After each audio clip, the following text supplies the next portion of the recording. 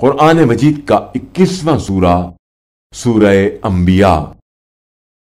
شروع نام سے اللہ کے جو بڑا مہربان نہایت رحم کرنے والا ہے۔ لوگوں کے لیے حساب کا وقت آ پہنچا ہے اور وہ ابھی غفلت ہی میں پڑے ہوئے ہیں اور کنارہ کشی کیے جا رہے ہیں۔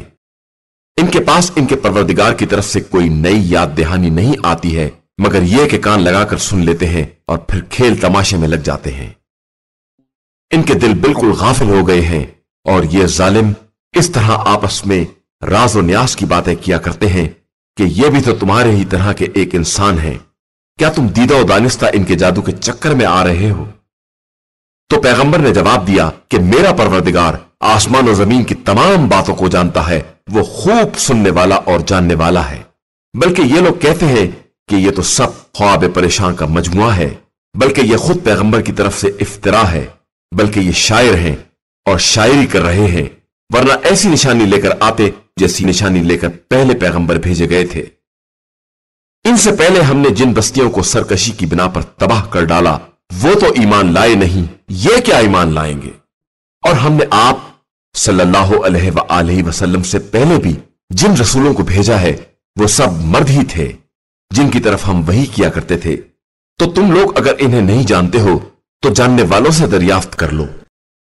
اور ہم نے ان لوگوں کے لیے بھی کوئی ایسا جسم نہیں بنایا تھا جو کھانا نہ کھاتا ہو، اور وہ بھی ہمیشہ رہنے والے نہیں تھے۔ پھر ہم نے ان کے وعدے کو سچ کر دکھایا اور انہیں اور ان کے ساتھ جن کو چاہا بچا لیا اور زیادتی کرنے والوں کو تباہ و برباد کر دیا۔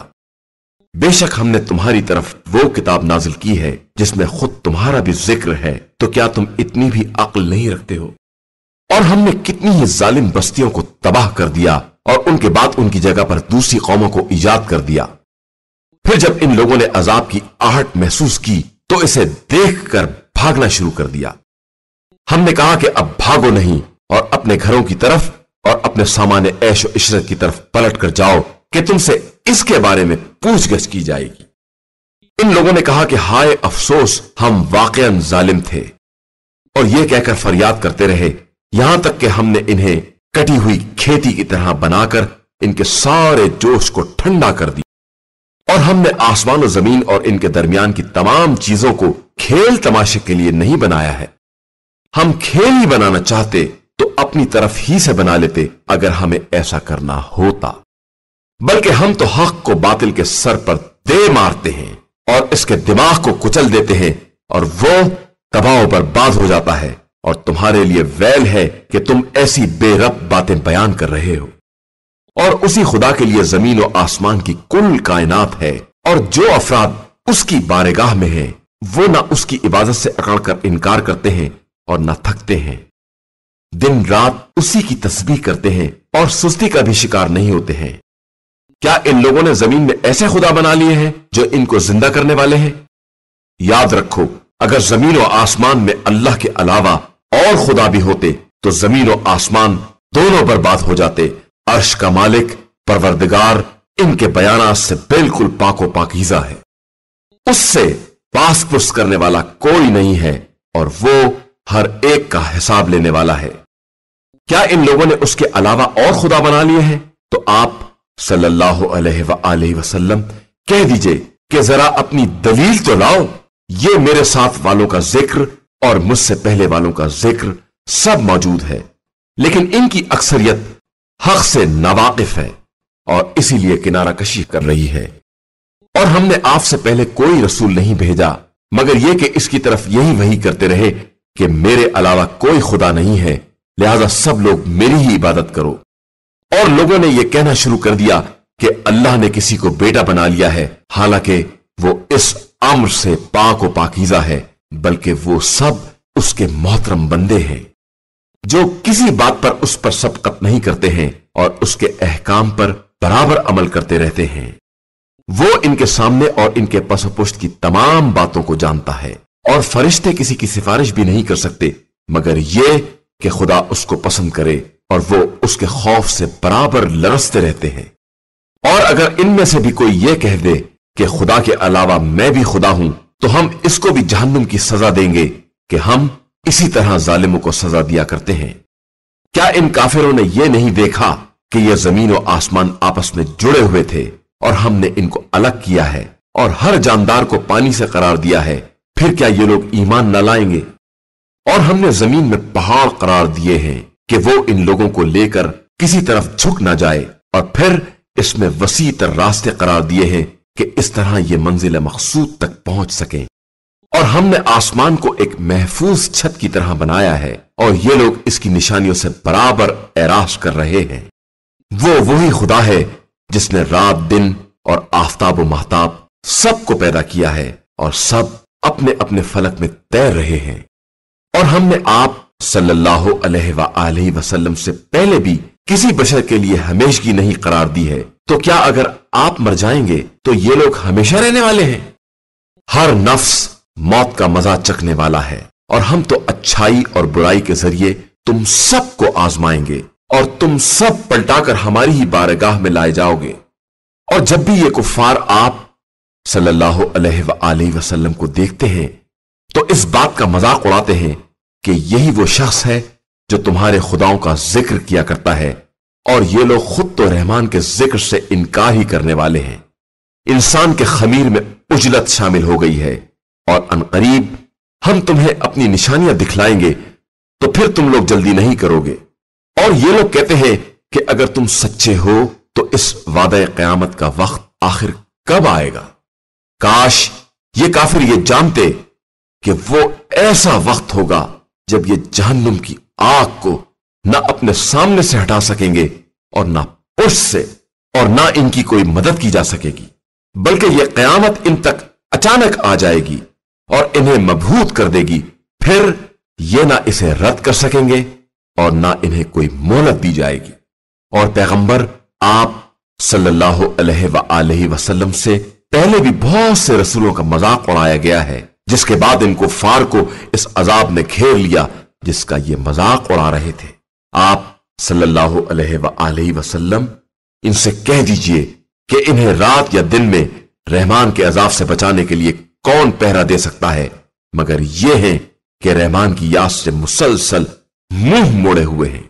کیا ان کے پاس ایسے خدا موجود ہیں جو ہمارے بغیر انہیں بچا سکیں گے؟ یہ بیچارے تو خود اپنی بھی مدد نہیں کر سکتے ہیں، اور نہ انہیں خود بھی عذاب سے پناہ دی جائے گی، بلکہ ہم نے انہیں اور ان کے باپ دادا کو تھوڑی سی لذت دنیا دے دی ہے، یہاں تک کہ ان کا زمانہ طویل ہو گیا۔ تو کیا یہ نہیں دیکھتے ہیں کہ ہم برابر زمین کی طرف آتے جا رہے ہیں اور اس کو چاروں طرف سے کم کرتے جا رہے ہیں؟ کیا اس کے بعد بھی یہ ہم پر غالب آ جانے والے ہیں؟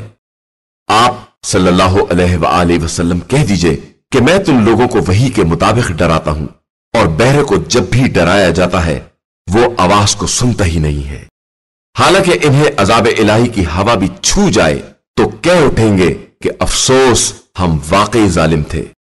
اور ہم قیامت کے دن انصاف کی ترازو قائم کریں گے، اور کسی نفس پر ادنا ظلم نہیں کیا جائے گا، اور کسی کا عمل رائی کے دانے کے برابر بھی ہے تو ہم اسے لے آئیں گے، اور ہم سب کا حساب کرنے کے لیے کافی ہیں۔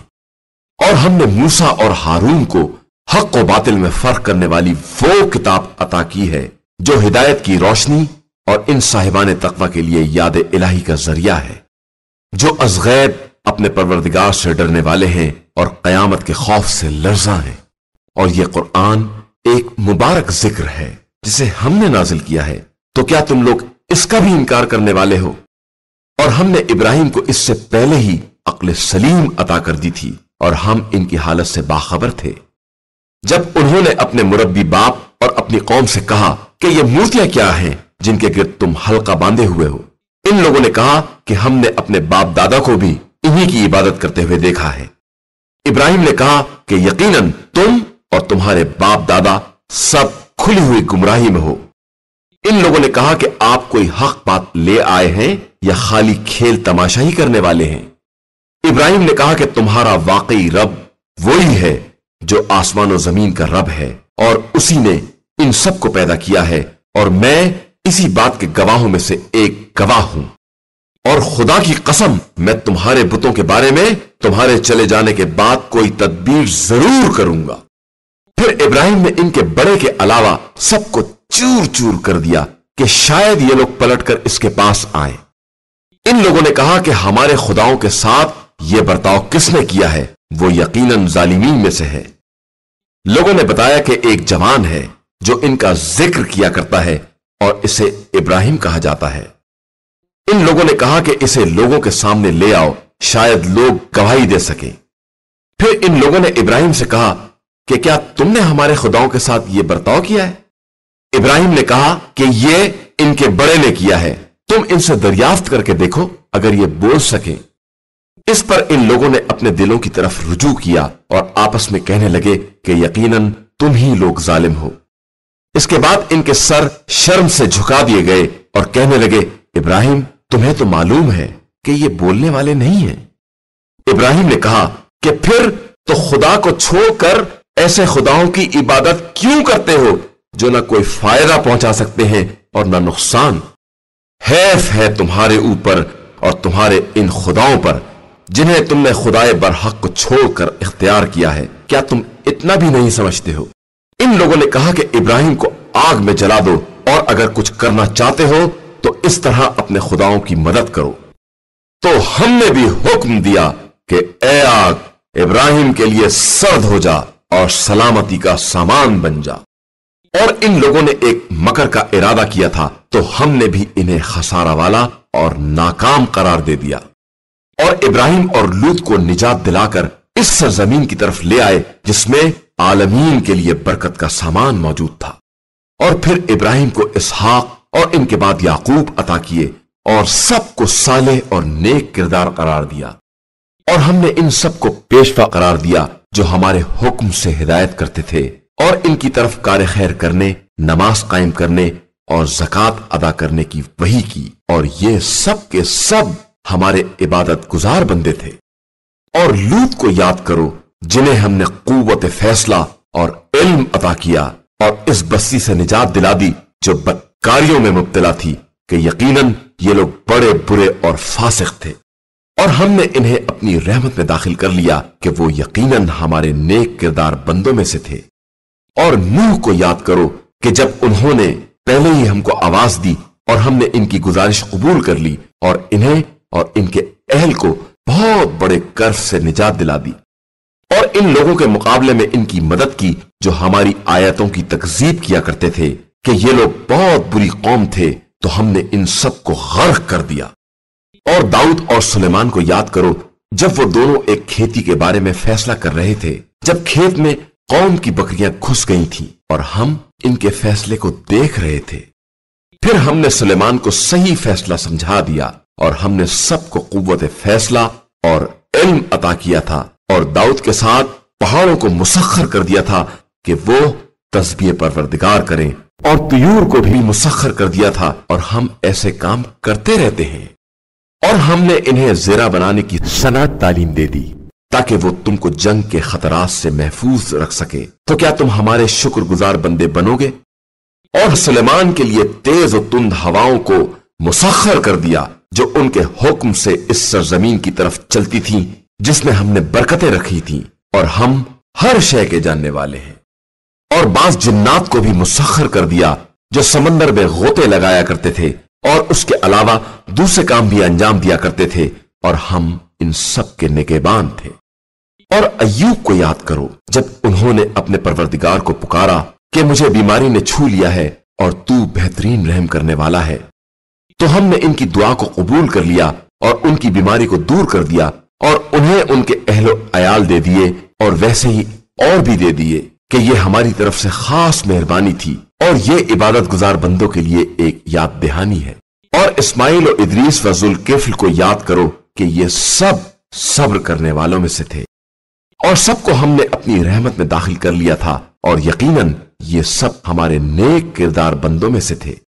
اور یونس کو یاد کرو جب وہ غصے میں آ کر چلے اور یہ خیال کیا کہ ہم ان پر روزی تنگ نہ کریں گے، اور پھر تاریکیوں میں جا کر آواز دی کہ پروردگار تیرے علاوہ کوئی خدا نہیں ہے، تو پاک و بے نیاز ہے، اور میں اپنے نفس پر ظلم کرنے والوں میں سے تھا۔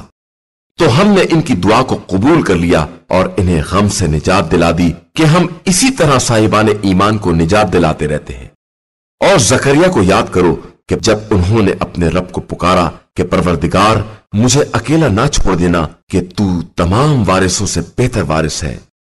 तो हमने इनकी दुआ को भी कबूल कर लिया और इन्हें याह्या जैसा फर्जंद अता कर दिया और इनकी ज़ौजा को सौलिहा बना दिया कि ये तमाम वो लोग थे जो नेकियों की तरफ सबकत करने वाले थे और रग़बत और खौफ के हर आलम में हम ही को पुकारने वाले थे और हमारी बारगाह में गिड़गिड़ा कर इल्तिजा करने वाले बंदे थे।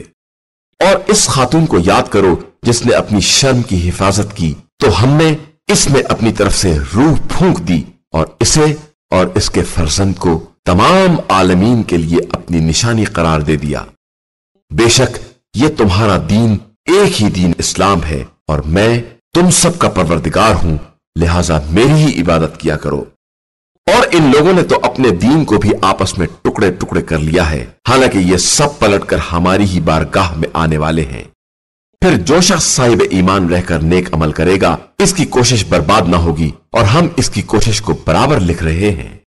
और जिस बस्ती को हमने तबाह कर दिया है, इसके लिए भी नामुमकिन है कि कयामत के दिन हमारे पास पलट कर ना आए, यहां तक कि जब याजूज और माजूज आजाद कर दिए जाएंगे और जमीन की हर बुलंदी से दौड़ते हुए निकल पड़ेंगे।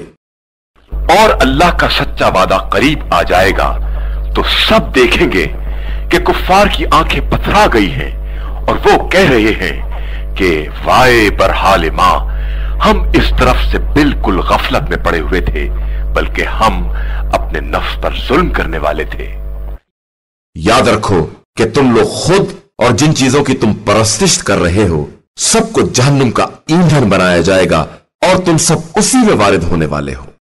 अगर ये सब वाकईन खुदा होते तो कभी जहन्नुम में वारिद ना होते, हालांकि ये सब इसी में हमेशा हमेशा रहने वाले हैं। जहन्नुम में इनके लिए चीख और पुकार होगी और वो किसी की बात सुनने के काबिल ना होंगे। बेशक जिन लोगों के हक में हमारी तरफ से पहले ही नेकी मुकद्दर हो चुकी है, वो इस जहन्नुम से दूर रखे जाएंगे और इसकी भिनक भी ना सुनेंगे और अपनी हस्बे ख्वाहिश नेमतों में हमेशा हमेशा आराम से रहेंगे। इन्हें कयामत का बड़े से बड़ा हौलनाक मंजर भी रंजीदा ना कर सकेगा और इनसे मलाइका इस तरह मुलाकात करेंगे कि यही वो दिन है जिसका तुमसे वादा किया गया था। उस दिन हम तमाम आसमानों को इस तरह लपेट देंगे जिस तरह खतों का तूमार लपेटा जाता है, और जिस तरह हमने तख्लीक की इब्तिदा की है उसी तरह उन्हें वापस भी ले आएंगे। ये हमारे जिम्मे एक वादा है जिस पर हम बहरहाल अमल करने वाले हैं। और हमने जिक्र के बाद ज़बूर में भी लिख दिया है कि हमारी जमीन के वारिस हमारे नेक बंदे ही होंगे। यकीनन इसमें इबादत गुजार कौम के लिए एक पैगाम है और हमने आप सल्लल्लाहु अलैहि वसल्लम को आलमीन के लिए सिर्फ रहमत बनाकर भेजा है। आप सल्लल्लाहु अलैहि वसल्लम कह दीजिए कि हमारी तरफ सिर्फ ये वही आती है कि तुम्हारा खुदा एक है, तो क्या तुम इस्लाम लाने वाले हो? फिर अगर ये मुंह मोड़ ले तो कह दीजिए कि हमने तुम सबको बराबर से आगाह कर दिया है। अब मुझे नहीं मालूम कि जिस अजाब का वादा किया गया है वो करीब है या दूर है। बेशक वो खुदा इन बातों को भी जानता है जिनका इजहार किया जाता है और इन बातों को भी जानता है जिनको ये लोग छुपा रहे हैं। और मैं कुछ नहीं जानता, शायद ये ताखीर अजाब भी एक तरह का इम्तिहान हो या एक मुद्दत मुअय्यन तक का आराम हो। फिर पैगंबर सल्लल्लाहु अलैहि वसल्लम ने दुआ की कि परवरदिगार हमारे दरमियान हक के साथ फैसला कर दे और हमारा रब यकीनन मेहरबान और तुम्हारी बातों के मुकाबले में काबिल इस्तानत है।